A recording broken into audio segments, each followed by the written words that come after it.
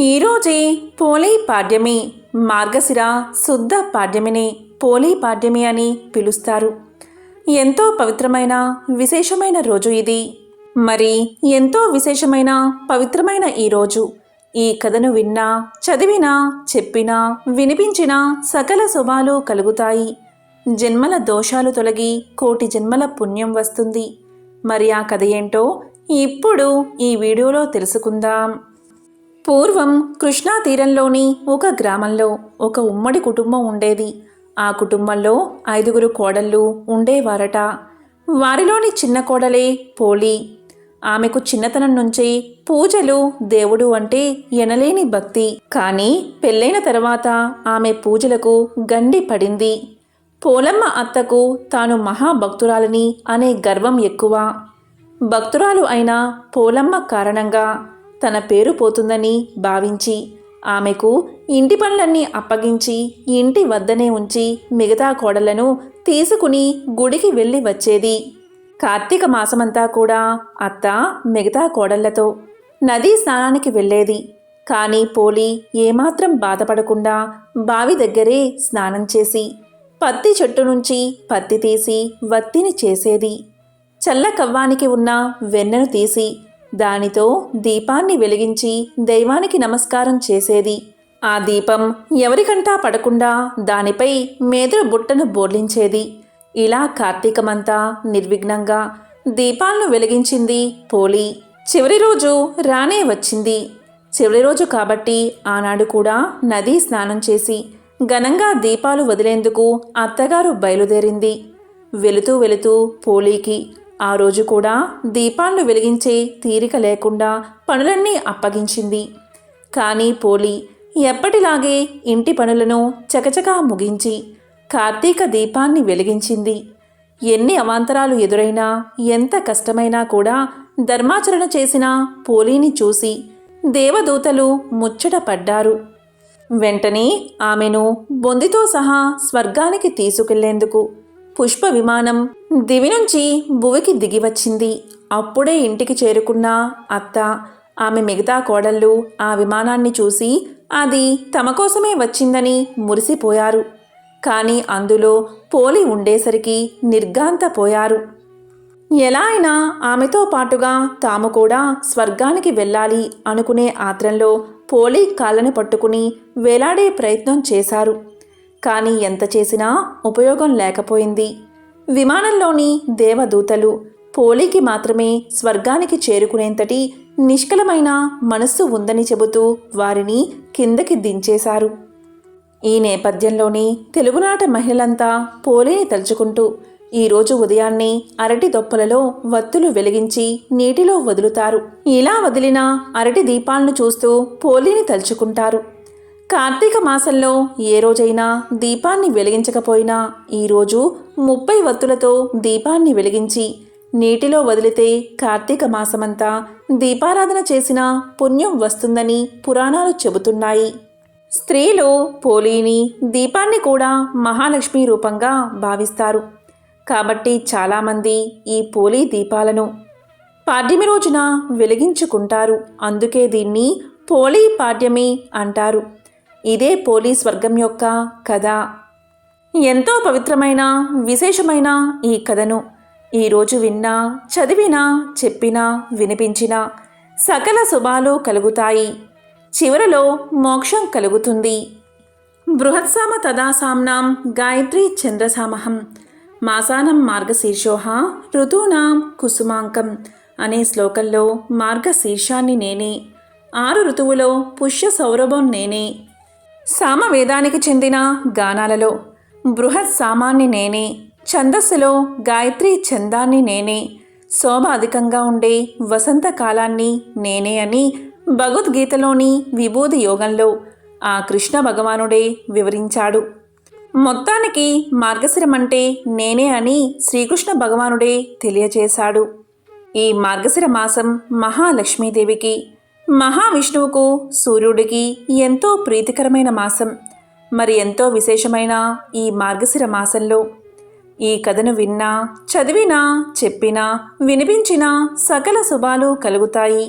ఆ కథే గజేంద్ర మోక్షం కదా. మోక్షాన్ని ప్రసాదించే గజేంద్ర మోక్షాన్ని ఒక్కసారి వింటే చాలు శ్రీ మహావిష్ణువు యొక్క సాన్నిధ్యం లభిస్తుంది. పోతన రచించిన భాగవతంలో గజేంద్ర మోక్షం కథ వివరించబడి ఉంది. ఒకసారి సుఖ మహర్షి పరీక్షిత్ మహారాజుకు ఇలా తెలియచేశాడు.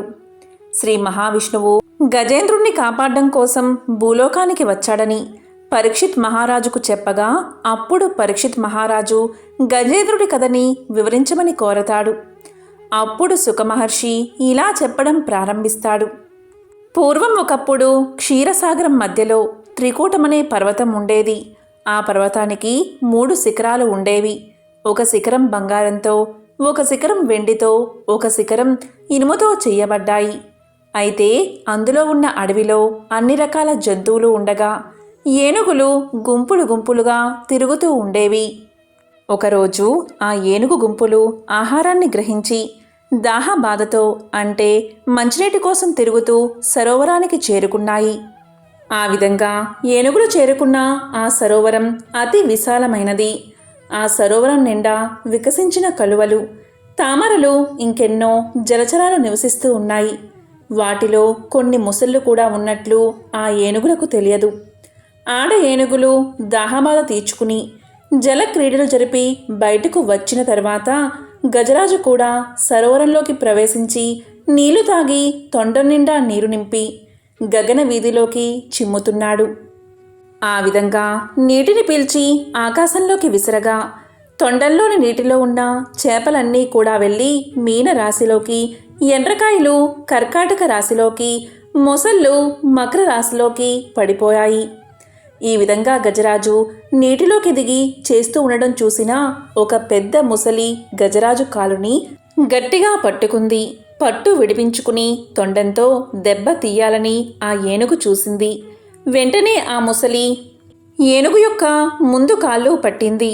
ఆ ఏనుగు తన దంతాలతో ముసలిని కుమ్మి విడిచింది.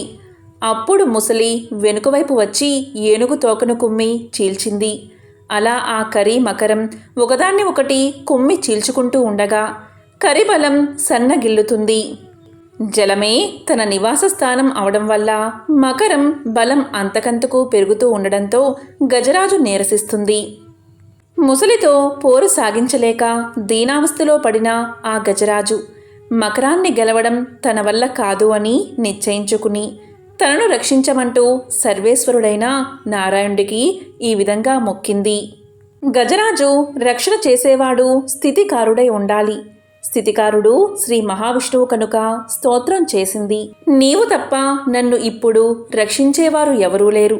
నా తప్పులన్నీ క్షమించమంటూ శరణాగతి చేస్తూ వైకుంఠం నుండి పరమాత్మ తన్ని తాను మర్చిపోయి రావాలని ప్రార్థించింది. అప్పుడు మహావిష్ణువు శంకు, చక్ర, గద లేకుండా లక్ష్మీదేవికి చెప్పకుండా అలాగే వైకుంఠం నుండి బయలుదేరగా లక్ష్మీదేవి ఎన్నడూ ప్రార్థించని గజరాజు ఒక్కసారి ప్రార్థించగానే స్వామివారు ఇలా వెళ్ళిపోతున్నారంటూ మహావిష్ణువు వెనుక బయలుదేరింది. గజేంద్రుడి ప్రాణాలు కాపాడాలి అనే ఉత్సాహంతో నిండిపోయిన విష్ణుమూర్తి లక్ష్మీదేవికి చెప్పలేదు. శంఖ చక్రాలను 2 చేతుల్లోకి తీసుకోలేదు. సేవకులెవరిని పిలవలేదు. గరుడ వాహనాన్ని సిద్ధపరుచుకోలేదు. చెవిదిద్దు వరకు జారిన జుట్టు చక్కదిద్దుకోలేదు. ప్రణయ కలహంలో ఎత్తిపట్టిన లక్ష్మీదేవి కొంగైనా వదల్లేదు. అలా వెళ్తున్న నారాయణ్ణి చూసి మహాలక్ష్మి తన మనసులో ఈ విధంగా ఆలోచించింది. ఏ దుష్ట దుశ్శాసనుడు కబంధ హస్తాల్లోనైనా చిక్కుకుని ద్రౌపదీదేవి వంటి ఇల్లాలు మొరపెట్టుకుంటోందా?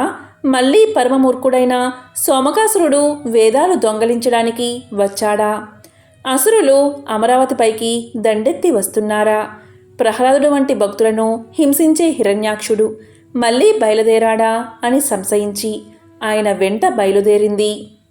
ఆ విధంగా గజరాజు ఉన్న సరోవరాన్ని చేరుతూనే తన సుదర్శన చక్రాన్ని విడిచిపెట్టగానే విస్ఫులింగాలు చిమ్ముతూ ఆ సుదర్శనం మరుక్షణంలో సరోవరంలోకి ప్రవేశించి ఆ ముసలి తలను ఖండించింది.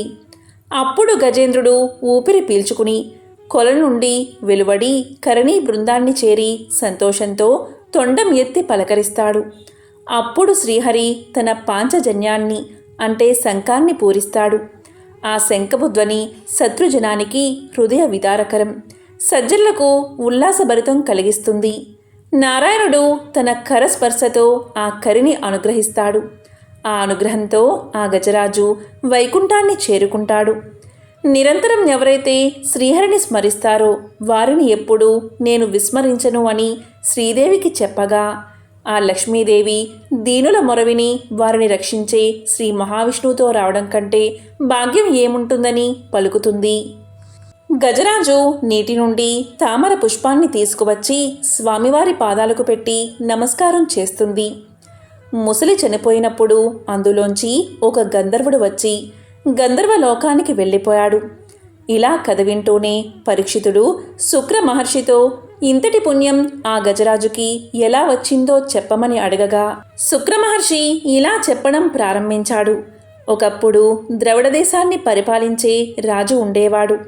అతడు అష్టాక్షరి మంత్రోపదేశాన్ని పొంది ఒక పర్వత శిఖరానికి చేరుకుని అక్కడ అష్టాక్షరి మంత్రం ఉపాసన చేద్దామని భావించి అక్కడే మంత్రజపం చేస్తూ ఉండగా అక్కడికి అగస్త్య మహర్షి వచ్చాడు. అయితే మంత్రజపం చేస్తున్నానని మహర్షి వచ్చినా లేవకపోవడంతో ఆగ్రహించిన అగస్త్యుడు ఏనుగు యోనియందు జన్మిస్తావు అని శపించాడు.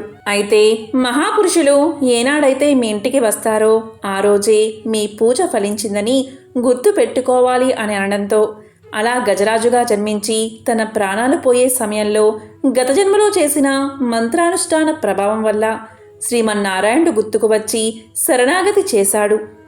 ఇక గంధర్వుడి విషయానికి వస్తే, గంధర్వుడు ఒకరోజు గంధర్వ కాంతలతో నీటిలో నిలబడి స్నానం చేస్తూ ఉండగా అక్కడికి బాగా చిక్కుపోయిన ఒక మహర్షి రాగా అతడిని అపహాస్యం చేస్తే గంధర్వకాంతలు నవ్వుతారని భావించి నీటి లోపల నుండి వచ్చి ఆ మహర్షి కాళ్ళని లాగడంతో మహర్షి నీటిలోకి పడిపోతాడు.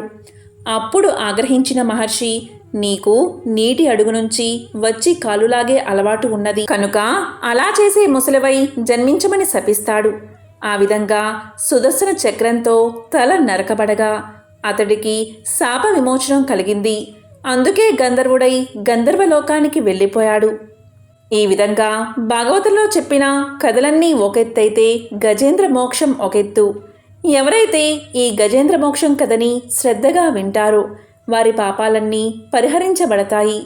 ఐశ్వర్యం కలిసి వచ్చి దరిద్రం తొలగిపోతుంది. గ్రహ దోషాల వల్ల కలిగే పీడలు తొలగిపోతాయి. ఒకసారి నారాయణుడు లక్ష్మీదేవితో ఇలా పలుకుతాడు. లక్ష్మి, ప్రజల్లో ఎంత భక్తి పెరిగింది. అందరూ కూడా నారాయణ నారాయణ అంటూ నా నామాన్ని జపిస్తున్నారు అని పలుకుతాడు. ఆ మాటలు విన్న లక్ష్మీదేవి ఇలా చెప్తుంది. స్వామి, అది మీకోసం కాదు, నా కరుణా కటాక్షం కోసమే మీ మీద భక్తి పెరిగింది అని సమాధానం చెప్తుంది. దానికి మహావిష్ణువు, అయితే జనులంతా లక్ష్మీ లక్ష్మి అని ఎందుకు జపించడం లేదు అంటాడు. అప్పుడు మహాలక్ష్మి ఇలా అంటుంది. అయితే స్వామి, ఒక పరీక్ష పెడదాం భక్తులకు అని పలుకుతుంది. సరే అంటాడు నారాయణుడు. అప్పుడు నారాయణుడు బ్రాహ్మణ రూపాన్ని ధరించి ఒక గ్రామంలోని గ్రామాధికారి ఇంటి తలుపు తడతాడు. దీంతో గ్రామాధికారి తలుపు తెరిచి, మీరు ఎవరు, ఎక్కడి నుంచి వచ్చారు అని అడుగుతాడు. దానికి మహావిష్ణువు, నా పేరు లక్ష్మీపతి, మీ నగరంలో హరికథ చెప్పాలని అనుకుంటున్నాను అంటాడు. దానికి గ్రామాధికారి ఇలా పలుకుతాడు. అలాగా, మహాభాగ్యం, మీరు మా ఇంట్లో ఉండండి అంటాడు. మొదటి రోజు 10 మంది వస్తారు. రెండవ రోజు, మూడవ రోజుల్లో మరింత పెరిగి కూర్చోవడానికి స్థలం లేక నిలబడి భక్తితో వింటూ ఉంటారు ప్రజలు. ఈ విధంగా ప్రజల భక్తి చూసిన శ్రీహరి సంతోషపడతాడు. అప్పుడు లక్ష్మీదేవి వృద్ధురాలిగా మారి ఆ గ్రామానికి వచ్చి ఇంటికి తాళం వేసి హరికథకు వెళ్తున్న స్త్రీతో ఇలా పలుకుతుంది. అమ్మా, ఇలారా, నాకు కొంచెం దాహంగా ఉంది, కొంచెం నీళ్లు ఇవ్వమ్మా అని పలుకుతుంది. దానికి ఆమె, అమ్మా, నేను హరికథ వినేందుకు వెళ్తున్నాను అంటుంది. దానికి వృద్ధురాలుగా ఉన్న లక్ష్మీదేవి, నాకు కొంచెం నీరు ఇవ్వు, నీకు అమితమైన పుణ్యం లభిస్తుంది అని పలకగానే కాదనలేక ఆ స్త్రీ తాళం తీసి ఇత్తడి చెంబుతో నీళ్లు ఇస్తుంది. దీంతో లక్ష్మీదేవి ఆ నీరు తాగి ఆ చెంబు తిరిగి ఆ స్త్రీ చేతికి ఇవ్వగానే ఆ చెంబు బంగారపు చెంబుగా మారుతుంది. అది చూసి ఆ స్త్రీ ఆశ్చర్యపోయి 2 చేతులు జోడించి, ఎంత మహిమగల తల్లివి, నీకు ఆకలి వేస్తుందేమో, ఉండు అన్నం పెడతాను అంటుంది. దానికి ఆ వృద్ధురాలు, లేదమ్మా, నాకు ఆకలిగా లేదు అంటూ అక్కడి నుంచి వెళ్ళిపోతుంది. ఆ స్త్రీ హరికథకు వచ్చి సంగతంతా ఆమె చుట్టుపక్కల ఆడవారికి చెబుతుంది. దాంతో స్త్రీలందరూ మధ్యలోనే లేచి తమ తమ ఇంటికి వెళ్ళిపోతారు. మరుసటి రోజు నుంచి హరికథకు వచ్చేవారి సంఖ్య గణనీయంగా తగ్గడంతో లక్ష్మీపతి ఇలా పలుకుతాడు. భక్తుల సంఖ్య ఎందుకు తగ్గుతుంది అని అడుగుతాడు. అప్పుడు గ్రామాధికారి ఇలా సమాధానం చెప్తాడు. ఎవరో ఒక మహిమగల తల్లి గ్రామానికి వచ్చిందట. ఆమె ఎవరింటికైనా వెళ్ళి ఏ వస్తువును తాకినా, ఏమి తాగినా, తిన్నా ఆ వస్తువు బంగారంగా మారిపోతుందట అని సమాధానం చెప్తాడు గ్రామాధికారి. దీంతో నారాయణుడికి వచ్చింది లక్ష్మీదేవి అని అర్థమవుతుంది. గ్రామాధికారి కూడా ఆ వృద్ధురాలి దగ్గరకు పోయి ఇలా పలుకుతాడు. అమ్మా, నేను హరికథ నిర్వహిస్తున్నాను, మీరు నా ఇంటికి ఎందుకు రాలేదు అని అడుగుతాడు. దానికి ఆమె ఇలా చెప్తుంది. మీ ఇంటికే నేను మొదట వచ్చాను. మీ ఇంట్లో హరికథ చెప్పేవారు ఉండడంతో నేను రాలేదు. అతను వెళ్ళిపోతే నేను వస్తాను అని పలుకుతుంది. దీంతో గ్రామాధికారి, అమ్మా, నేనిప్పుడే వారికి ధర్మశాలలో గది ఇస్తాను అంటాడు. ఆ రోజు హరికథ అయిన తర్వాత లక్ష్మీపతి తన ఇంటికి వచ్చిన వెంటనే గ్రామాధికారి ఇలా పలుకుతాడు. లక్ష్మీపతి గారు, మీరిక ధర్మశాలలో ఉండండి, అక్కడ అన్ని ఏర్పాట్లు పూర్తయ్యాయి అని పలకగాని ఇంతలో లక్ష్మీదేవి వచ్చి గ్రామాధికారిని, మీరు బయటకు వెళ్ళండి, నేను వారితో మాట్లాడుతాను అని పలుకుతుంది. అప్పుడు లక్ష్మీదేవి విష్ణుమూర్తితో ఇలా అంటుంది. ప్రభు, ఇప్పుడైనా ఒప్పుకున్నారా? భక్తులు మీకోసం కాదు, నాకోసమే మీ నామం జపిస్తున్నారని అని పలకగాని నారాయణుడు, అవును లక్ష్మి, ఇదంతా నీ ప్రభావమే, కానీ నీవు నా కోసం వైకుంఠం విడిచి వచ్చావు. ఎక్కడ నా కథలు చెబుతారో అక్కడే నీవు ఉంటావు అని నారాయణుడు వైకుంఠానికి బయలుదేరతాడు. ఆ తర్వాత ప్రతి ఒక్కరూ తమ ఇళ్లల్లోకి ఈ తల్లి రావాలని కోరుకుంటారు. కానీ లక్ష్మీదేవి ఇలా చెప్తుంది. నేను కూడా వెళ్తున్నా. నారాయణుడు ఎక్కడ ఉంటే అక్కడే నా నివాసం. మీరు నారాయణుణ్ణి పంపించారు, అందుకే నేను కూడా ఆయన దగ్గరకు వెళ్ళిపోతున్నాను అని వైకుంఠాన్ని చేరుకుంటుంది. లక్ష్మీదేవి అనుగ్రహం కోసం అందరూ ఆరాటపడతారు. చాలామంది చేసే చిన్న చిన్న పొరపాట్ల వల్ల లక్ష్మీ కళతో ఉండాల్సిన కుటుంబాలు, ఇల్లు వెలవెలబోతాయి. అయితే అసలు లక్ష్మీదేవి మన ఇంటికి రావాలంటే ఏం చెయ్యాలో తెలిపే కథ ఒకటి ఉంది. దాన్ని ఇప్పుడు తెలుసుకుందాం. పురాణాల్లో ఉన్న కథ ప్రకారం ఒక రాజ్యంలో ఒకరోజు రాజు, మంత్రి మారువేషంలో రాజ్యంలో తిరుగుతూ ఉండగా ఒక బందిపోటు గుంపు వాళ్లపై దాడి చేస్తారు. రాజు, మంత్రి వాళ్లతో ప్రతిఘటిస్తూ ఉంటారు. అదే సమయంలో అటువైపుగా వెళ్తున్న రుద్రసేనుడు అది చూసి తన వంతు సాయం చేస్తాడు. దానికి మారువేషంలో ఉన్న రాజు మెచ్చుకుని, నీకు ఏం బహుమానం కావాలో కోరుకో అంటాడు. దానికి రుద్రసేనుడు ఇలా సమాధానం చెప్తాడు. మహారాజా, తమరు ఆపదలో ఉంటే కాపాడానే కానీ ఏదో ఆశించి మాత్రం కాదు అని వీరోచితంగా అంటాడు. దానికి రాజు సంతోషించి, రుద్రసేన, నీకు ఎప్పుడు ఏ సాయం కావాలన్నా నన్ను కోరుకోమని చెప్పి వెళ్ళిపోతాడు. ఇదంతా రుద్రసేనుడు తన భార్య అయిన శాంతశీలకు తెలియచేస్తాడు. అప్పుడు ఆమెకు ఒక విషయం గుర్తుకు వస్తుంది. అదేంటి అంటే, కొద్ది రోజుల క్రితం తాను కట్టెలకని అడవిలోకి వెళ్ళినప్పుడు అక్కడ ఒక మునీశ్వరుడు తారసపడతాడు. ఆ మునీశ్వరుడు ఇలా చెప్తాడు. తల్లి, ఒక విషయం చెబుతాను, శ్రద్ధగా విను. లోకమంతా చీకటిగా, అది కూడా శుక్రవారం రోజు, ఎవరి ఇంట్లోనూ దీపం లేకుండా ఉండి నీ ఇంట్లో మాత్రమే దీపం పెట్టి గుమ్మానికి అడ్డంగా కూర్చో. అప్పుడు మీ ఇంట్లోని వెలుగును భరించలేక నల్లని చీర కట్టుకున్న ఒక ఆమె నీ ఇంట్లో నుంచి బయటకు వెళ్ళిపోవడానికి ప్రయత్నం చేస్తుంది. అప్పుడు నువ్వు ఆమెను అడ్డగించి ఇలా అను, బయటికి వెళ్ళిపోతే లోపలికి రాకూడదని షరతును విధించు. అప్పుడు ఆమె నేను లోపల ఉంటే ఈ వెలుగుని భరించలేను, చీకటిలోకి వెళ్ళిపోతాను అంటుంది. అదే సమయంలో మరొక ఆమె పట్టు పీతాంబరాలతో దగదగా మెరిసే నగలతో ఇంట్లోకి ప్రవేశించడానికి ప్రయత్నం చేస్తుంది. ఆమెను కూడా అడ్డగించి లోపలికి వెళితే బయటకు వెళ్ళకూడదు అని షరతును విధించు. ఆమె అప్పుడు బయట చీకటిని భరించలేను, లోపలికే వెళ్ళిపోతాను అంటుంది. ఆమె ఇంట్లోకి ప్రవేశించగానే నీవు ఐశ్వర్యవంతురాలువు అవుతావు అని మునీశ్వరుడు చెప్తాడు. అదంతా శాంతశీలకు గుర్తుకు వస్తుంది. వెంటనే శాంతశీల రాజు దగ్గరకు వెళ్ళి తాను ఎవరో చెప్పి వచ్చే శుక్రవారం రాజ్యంలో ఎవరి ఇంట్లోనూ దీపం పెట్టకుండా ఉండేలా చూడాలని కోరుతుంది. వెంటనే రాజు ఆమె కోరిక ప్రకారం రాజ్యంలో శుక్రవారం రోజు ఎవరింట్లోనూ దీపం పెట్టకూడదని చాటింపు వేయిస్తాడు. శాంతశీల ఎదురుచూస్తున్న శుక్రవారం రోజు రానే వచ్చింది. ఆ రోజు సాయంత్రం రాజ్యంలో ఎవరూ కూడా దీపం పెట్టకూడదని రాజు చాటింపు వేయించడంతో ఎవరూ కూడా దీపాన్ని వెలిగించరు. కానీ శాంతశీల తన ఇంట్లో దీపాలను వెలిగిస్తుంది. అదే సమయంలో నగర సంచారానికి వచ్చిన శ్రీ మహాలక్ష్మీదేవి రాజ్యంలో ఏ ఇంట్లోని కూడా దీపం వెలిగించకుండా ఉండడంతో ఆ చీకటికి ఎంతో బాధపడుతుంది. ఒక్క శాంతశీల ఇంట్లో వెలుగుతున్న దీపాలను చూసి ఎంతో సంతోషించి లోపలికి ప్రవేశించడానికి గుమ్మం దగ్గరకు చేరుకుంటుంది లక్ష్మీదేవి.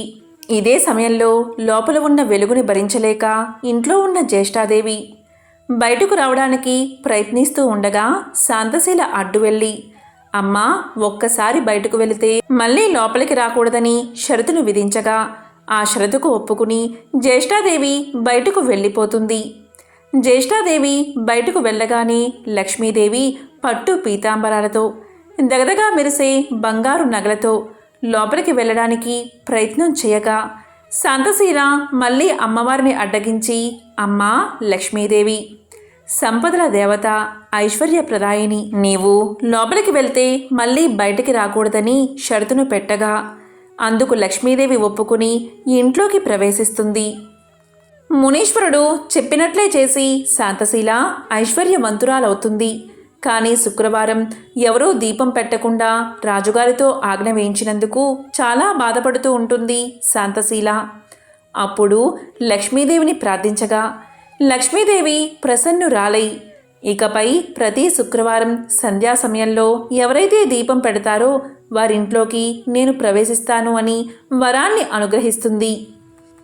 ఎవరైతే సంధ్యా సమయంలో తప్పకుండా దీపాన్ని వెలిగిస్తారో వారు శ్రీ మహాలక్ష్మి యొక్క కరుణా కటాక్షాలకు పాత్రులవుతారు. ఇది లక్ష్మీదేవికి సంబంధించిన కథ. పూర్వం అవంతి నగరంలో ధర్మయ్య, శ్యామల అనే దంపతులు ఉండేవారు. ధర్మయ్య వడ్రంగి పని చేసుకుంటూ జీవితం గడిపేవాడు. ఆ దంపతులకు 3 కుమార్తెలు. ఒక సంవత్సరం కరువు కాటకాలు వచ్చి ధర్మయ్యకు పని దొరకక ఇల్లు గడవడానికి కూడా చాలా కష్టపడ్డాడు. ఆ తరువాతి సంవత్సరం కూడా కరువుతో దేశమంతా అల్లాడిపోయింది. ప్రజలందరూ తిండి గింజలు దొరకక నానా ఇబ్బందులు పడ్డారు. ఇక ధర్మయ్య పరిస్థితి ఇంకా దారుణంగా ఉంది. తినడానికి 2 పూటల భోజనం కూడా దొరకక మరమరాలు తింటూ ఇల్లంతా కాలం గడుపుతున్నారు. కానీ ఆ దంపతులిద్దరూ ఇంత కష్టకాలంలో కూడా భగవంతుణ్ణి మరవలేదు. వారి ఇంట్లో తరతరాల నుండి వస్తున్న శ్రీ లక్ష్మీనారాయణ విగ్రహం ఒకటి ఉంది. ఆ విగ్రహాన్ని రోజు భక్తి శ్రద్ధలతో పూజించేవారు. రోజు ఏదో ఒక పదార్థాన్ని తప్పకుండా నైవేద్యంగా పెట్టేవారు. అయితే 2 సంవత్సరాల నుండి కరువు వల్ల ఇంట్లో ఏ పదార్థమూ లేకపోవడం చేత ఈ ఇంటి ఆవరణలోని తులసి మొక్క నుండి ఒక దళాన్ని శ్రీ లక్ష్మీనారాయణలకు భక్తితో కళ్ళుకు అద్దుకుని సమర్పించేవారు.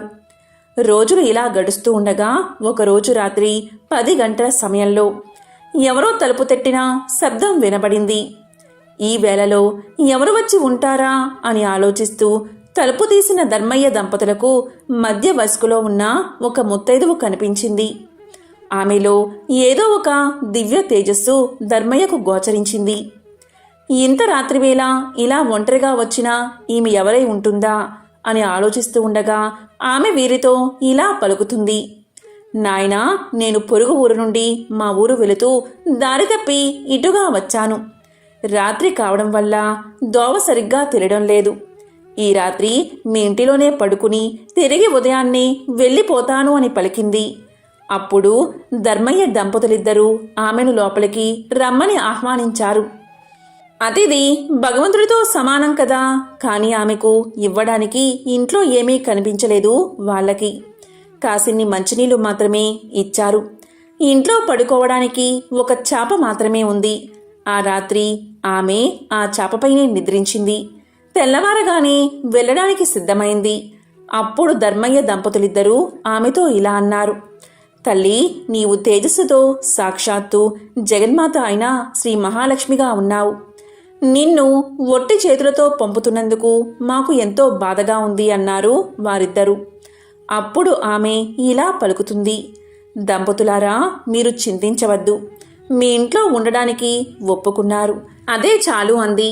అప్పుడు శ్యామలమ్మ ఆమెకు బొట్టు పెట్టి పంపించింది. ఆమె వెళ్ళిన తర్వాత కాసేపటికి ఇంట్లో ఏదో చప్పుడు వినిపించింది. ఏమిటా అది అని ఇల్లంతా చూడగా శ్రీ లక్ష్మీనారాయణ విగ్రహం వద్ద నుండి శబ్దం వస్తున్నట్టుగా వారు గమనించారు. అక్కడ కొన్ని బంగారు నాణాలు పడి ఉన్నాయి.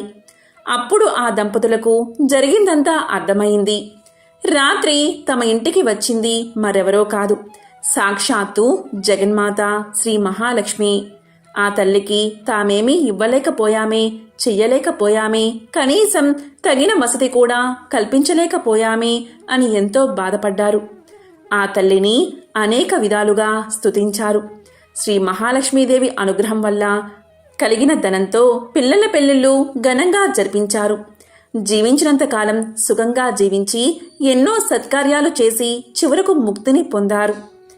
దీపం లక్ష్మీ స్వరూపం.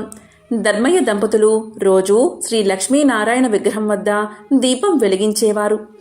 ఎంతటి కష్ట సమయంలో అయినా దీపారాధన మాత్రం మానలేదు. అందువల్ల శ్రీ మహాలక్ష్మీదేవి ఎంతో సంతోషించి వారిని అనుగ్రహించింది. దీపం జ్ఞాన స్వరూపం, దీపం ఐశ్వర్య స్వరూపం. దీపం ఉన్న చోట శ్రీ మహాలక్ష్మి చిరునవ్వుతో ఉంటుంది. ఎవరైతే నిత్యం దీపారాధన చేస్తారో వారు సిరి సంపదలతో తులతూగుతారు. వారికి దేనికి లోటు ఉండదు. ధనధాన్యాలు సమృద్ధిగా ఉంటాయి. ఆ తల్లి అనుగ్రహం ఉన్నవారికి సర్వ సౌభాగ్యాలు లభిస్తాయి. ఓ జగజ్జనని జగన్మాత శ్రీ మహాలక్ష్మి, నీకు ఇవే మా నమస్కారాలు. మంగళప్రదాయిని నీవు, నీకే ఇవి మా ప్రణామాలు. లోకేశ్వరి, నీకు ఇవే మా నమస్కారాలు. భక్తుల కోరికలు తీర్చే కల్పవల్లివి నీవు. నీ కటాక్షం ఉన్నవారికి సర్వ సౌభాగ్యాలు చేకూరతాయి. దేనికి లోటు లేకుండా జీవితమంతా ఆనందంగా గడుస్తుంది. శ్రీ మహాలక్ష్మి కటాక్షం లేనివారు బానిసత్వం, దారిద్ర్యం, అప్పులు, భార్యావియోగం, అనారోగ్యం ఇలాంటి అనేక కష్టాల పాలవుతారు. సర్వమంగళ ప్రదాయిని అయిన జగన్మాత ఆరాధించిన వారికి దేవిని దాసదాసీజనం, పుత్రులు, మిత్రులు, బంధువులు, ఆరోగ్యం, ధనం, ధాన్యం, వాహనమని అష్టైశ్వర్యాలు లభిస్తాయి. శ్రీ లక్ష్మీనారాయణను ఎవరైతే ఎప్పుడూ మనసులో ప్రార్థిస్తూ ఉంటారో వారికి సర్వ సౌభాగ్యాలు కలుగుతాయి. వారికి ఎటువంటి పరిస్థితుల్లో కూడా ఆపద దరిచేరదు. శ్రీ లక్ష్మీనారాయణులు అన్యోన్యమైన జంట. మత్స్య అవతారంలో శ్రీ లక్ష్మిగాను, కూర్మావతారంలో కూర్మావతిగాను, నరసింహ అవతారంలో శ్రీ మహాలక్ష్మిగాను, వరహ అవతారంలో భూలక్ష్మిగాను, శ్రీరామావతారంలో సీతగాను, శ్రీకృష్ణావతారంలో రుక్మిణిగాను ఆ మహాలక్ష్మి తన పెర్మిటి అయిన శ్రీమన్నారాయణుడితో కలిసి అవతరించింది. కాబట్టి ఎంతో పవిత్రమైన విశేషమైన ఈ మార్గశిర మాసం మొదటి రోజు అంటే మార్గశిర పాడ్యమి రోజు ఈ కథలను విన్నా, చదివినా, చెప్పినా, వినిపించినా సకల శుభాలు కలుగుతాయి. జన్మల దోషాలు తొలగి కోటి జన్మల పుణ్యం వస్తుంది. ఓం నమో నారాయణాయ. ఓం శ్రీ మహాలక్ష్మియే నమః. ఓం శ్రీ మాత్రే నమః.